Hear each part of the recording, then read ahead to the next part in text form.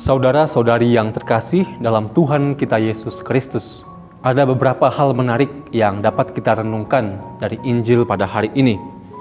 Ya, pertama, dalam kisah kebijaksanaan dalam tradisi Gereja Katolik, ya tentu saya yakin beberapa dari kita mengetahui bahwa jika kita hendak memiliki pengetahuan yang paripurna tentang Allah, hendak mengenal Allah secara paripurna, secara sempurna, itu sama dengan kita hendak memindahkan seluruh air yang ada di samudera luas ke dalam secangkir gelas. Tentu halnya adalah tidak mungkin. Itu sama seperti yang tergambar oleh Injil pada hari ini. Di bagian-bagian yang pertama, ketika orang-orang Yahudi bertengkar di antara sesama mereka sendiri akibat perkataan Yesus, ya mereka berkata, bagaimana Yesus ini dapat memberikan dagingnya kepada kita untuk dimakan. Ya tentu kita mengetahui bahwa hal ini berangkat dari kisah sebelumnya ketika Yesus menyatakan diri sebagai roti hidup. Itu. Jadi kita mengetahui bahwa ya apa yang menjadi pengetahuan manusia itu terbatas tentang Allah.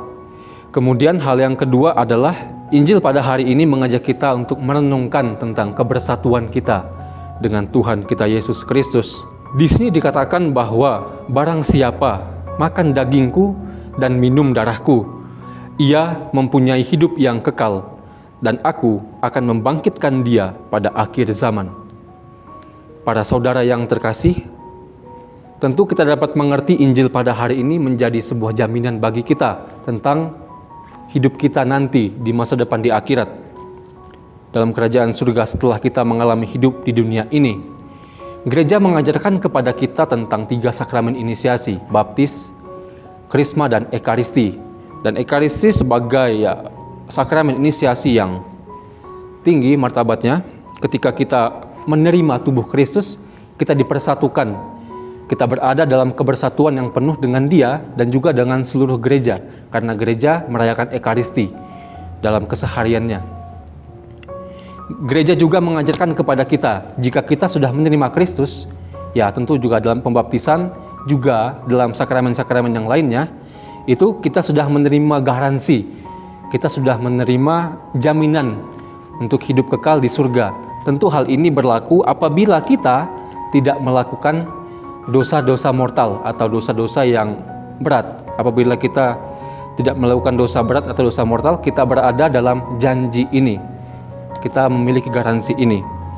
Maka apa yang menjadi ajakan bagi kita dari Injil suci pada hari ini adalah kita diajak untuk bersama-sama dengan seluruh anggota gereja yang ada di sekitar kita untuk bisa menjaga rahmat sakramen baptis dan juga sakramen-sakramen inisiasi lainnya, juga sakramen-sakramen lainnya yang telah kita terima, agar kita selalu berada dalam keadaan berahmat, sehingga kita pada akhirnya nanti menjadi layak untuk bisa bersama-sama dengan Kristus dan para kudusnya dalam kerajaan surga. Semoga Tuhan memberkati kita semua.